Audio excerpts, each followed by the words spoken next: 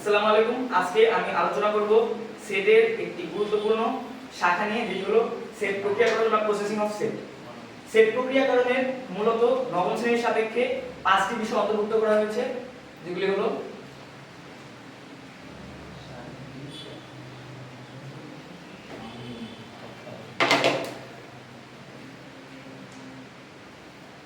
সংযোগ set,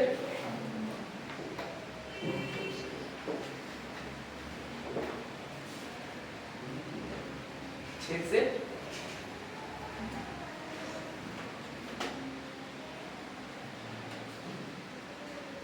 নিশ্ছেদ set,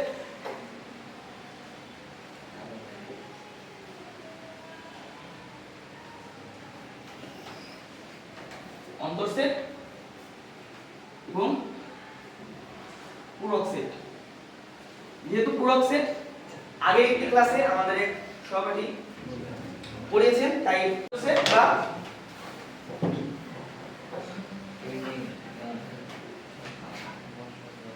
union of set. সংযোগ set বা ইউনিয়ন অফ সেট বলতে বোঝায় দুই বা ততোধিক সেটের সকল উপাদানকে একত্র করে এবং যেসব সাধারণ উপাদান আছে সেসব উপাদানকে একবার গণনা করে যেই একটি বৃহৎ সেট গঠিত হয় সেটিকে আমরা সংযোগ সেট বা ইউনিয়ন অফ সেট বলতে পারি। যেমন যদি এ একটি সেট 1 3 5 6 7 এবং বি আরেকটি সেট 2 4 5 6 এবং 8 হয়, তাহলে এই দুইটিকে নিয়ে গঠিত যে সংযোগ সেট যাকে প্রকাশ করা হয় ইউ দ্বারা অর্থাৎ ইউনিয়ন দ্বারা, এই ইউনিয়ন বি হবে 1 2 3 4 5 6 7 এবং 8। এখানে 1 3 5 6 7 এবং বাকিগুলো বি সেটের উপাদান এবং 5 এবং 6 যারা এ সেট এবং বি সেট উভয়ই আছে, তাদেরকে একবার গণনা করে আমরা ইউনিয়ন বি বা এ এবং বি এর সংযোগ সেট গঠন করেছি। যদি আমরা ভেন্সিটার সাথে দেখাই,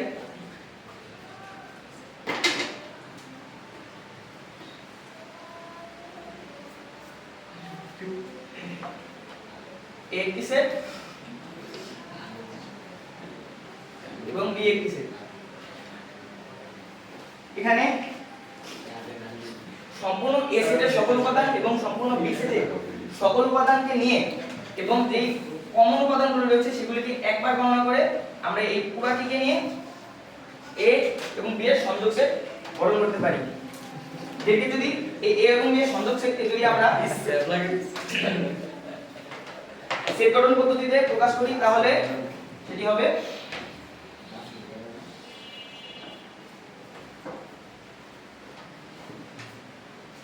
অথবা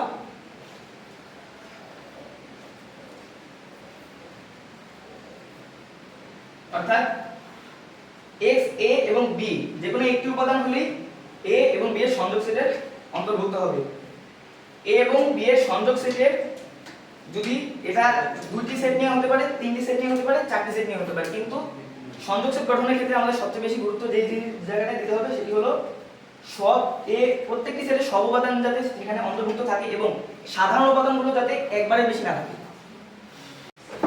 এবার আমরা আলোচনা করব ছেদ সেট বা ইন্টারসেকশন অফ সেট নিয়ে। ছেদ সেট বা ইন্টারসেকশন অফ সেট হলো দুই বা ততোধিক সেটের কমন বা সাধারণ উপাদানগুলোকে নিয়ে যে সেট গঠিত হয় সেই সেটকে বলা হয় ছেদ সেট বা ইন্টারসেকশন অফ সেট। এটিকে প্রকাশ করা হয় এই চিহ্নটি দ্বারা। যদি এ এবং বি দুটি সেট হয় এবং এই দুটি সেটের ছেদ সেট গঠন করা হয় তাহলে সেটাকে লেখা হবে এই আকারে। ধরি এ একটি সেট যার উপাদান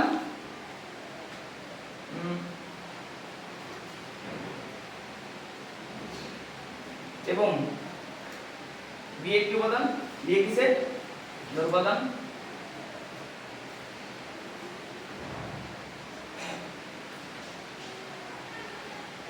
তাহলে এই দুটি সেটের যেই ছেদ সেট কি হবে, আমরা দেখতে পাই যে দুইটি সেটের মধ্যে স্বতন্ত্র উপাদানগুলো ছাড়াও কমন উপাদান হিসেবে আছে 5 এবং 7 যেটি দুটি সেটেই উপস্থিত। তাহলে কেবল 5 এবং 7 হবে এই দুটি ছেদ সেট। যদি আমরা ভেঞ্চিত্রের আকারে দেখাই,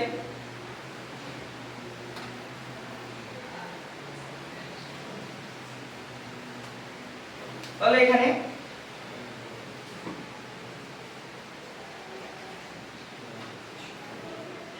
এ এবং বি এর যে উপাদানগুলো একবারই আছে এ এবং বি এ, শুধু এ তে আছে বা শুধু বি তে আছে, সেগুলিকে আমরা এই দিকে এবং এর দিকে এবং বি সেটে যেগুলো আছে সেগুলি বি এর দিকে রেখে যে এই মাঝখানের জায়গাটিতে, এই যে সাধারণ জায়গাটিতে, সেখানে আমরা 5 এবং 7 কে রাখবো এবং এই অংশটুকু হবে ছেদ সেট বেঞ্চিসের সাহায্যে। এবং এই ছেদ সেটকে সেট গঠন পদ্ধতিতে প্রকাশ করা হয়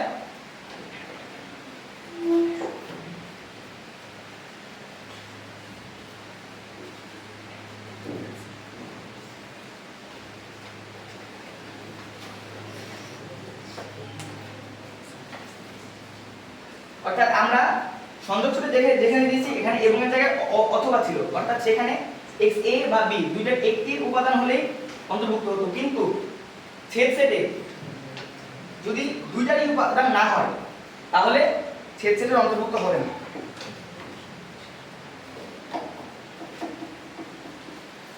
এবার আমরা আলোচনা করব নিশ্চিত সেট নিয়ে।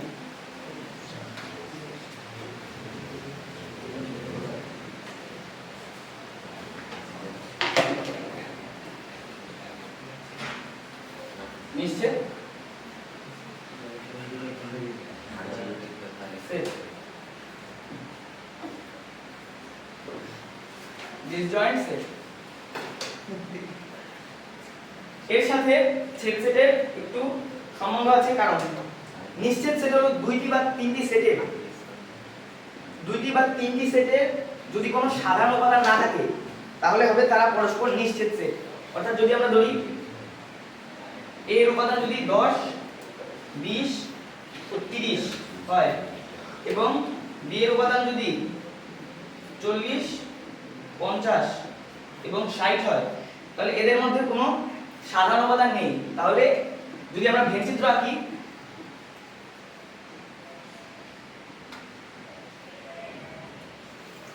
তাহলে এরা পরস্পর ছেদ করবে না, অর্থাৎ এদের মধ্যে কোনো সাধারণ উপাদান নেই। এই ধরনের সেটকে পরস্পর নিশ্চিত সেট বলা হয়, তাদের মধ্যে কোনো সাধারণ উপাদান নেই। একে সেট বিল্ডার পদ্ধতি বা সেট গঠন পদ্ধতিতে প্রকাশ করা হয় x such that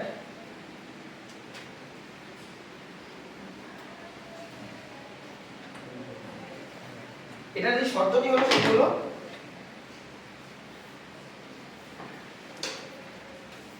অর্থাৎ a এবং b এর যে ছেদ সেট সেটি হবে ফাঁকা সেট, অর্থাৎ a এবং b এর কোনো ছেদ সেটে কোনো উপাদান থাকবে না, অর্থাৎ ছেদ করবে না। এবার আমরা আলোচনা করব অন্তর সেট নিয়ে।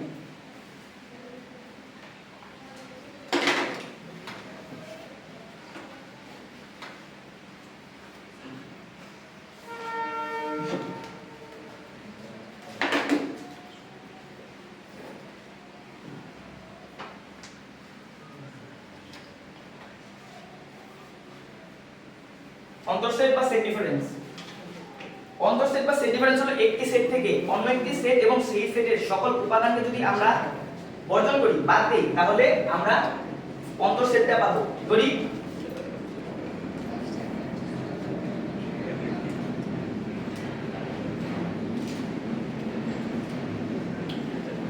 এবং বি সেটে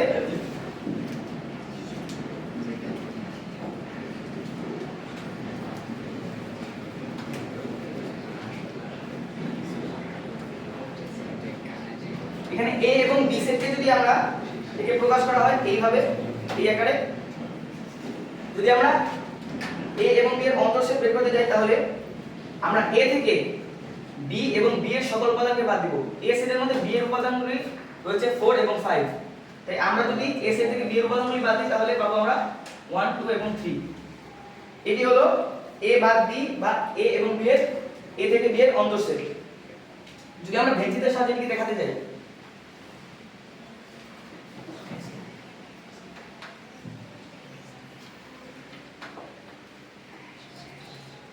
তাহলে আমরা শুধু এ সেটটি থেকে বি সেট এবং বি সেটের সকল উপাদান অর্থাৎ যে সাধারণ উপাদানগুলি রয়েছে সেগুলি যেহেতু বি সেটেরও অন্তর্ভুক্ত, তাই আমরা সেই পুরোটিকে বাদ দিয়ে শুধু এই অংশটিকে অর্থাৎ এই অর্ধচন্দ্রাকৃতির অংশটিকে আমরা এ বাদ বি বা এ বাদ বি হিসেবে প্রকাশ করব। যদি আমরা এটিকে সেট গঠন পদ্ধতিতে প্রকাশ করি তাহলে কি হবে, x belongs to a এবং x not belongs to b, অর্থাৎ x a এর অংশ হবে, a এর উপাদান হবে কিন্তু b এর উপাদান হতে পারবে না। এবার আমরা আলোচনা করব পূরক সেট নিয়ে।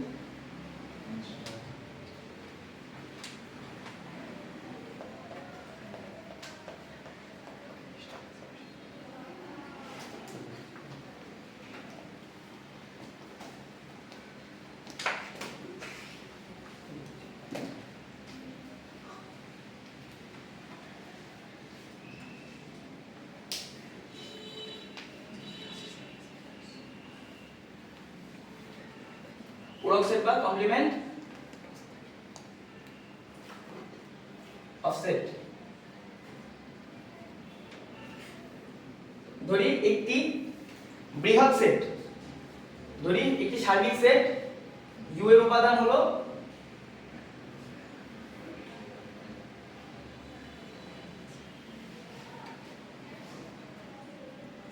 এক থেকে 7 পর্যন্ত তা না, এবং এ আরেকটি সেট, আরেকটি সেটের উপাদান 2, 4 এবং 6 হয়। তাহলে আমরা চিত্রের সাহায্যে আমরা দেখানোর চেষ্টা করি। এই এ এই পুরো আয়তক্ষেত্র যদি সার্বিক সেট হয় এবং এই বৃত্তটি যদি এ সেট হয় তাহলে বৃত্তের মধ্যে থাকবে 2, 4 এবং 6 এবং বৃত্তের বাইরে থাকবে 1, 3, 5 এবং 7।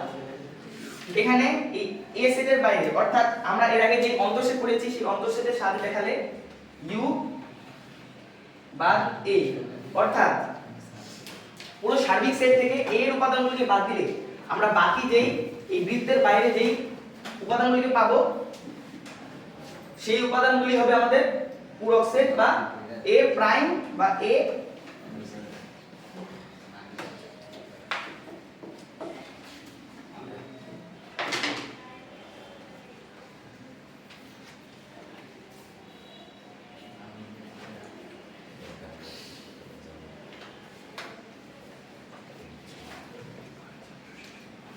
অর্থাৎ পুরো সার্বিক সেট থেকে আমরা যদি এ সেটকে বাদ দেই বা এ সেটকে আলাদা করি তাহলে যে বৃত্তের বাইরে যে সেটগুলিকে থাকবে সেটগুলি উপাদানগুলি থাকবে সেইগুলিকে নিয়ে যে সেটগুলি হবে সেটি হলো এ প্রাইম বা এ কমপ্লিমেন্ট। আমরা যদি আগে অন্তঃসেটের সাহায্য করি তাহলে এটা হবে ইউ বাদ এ।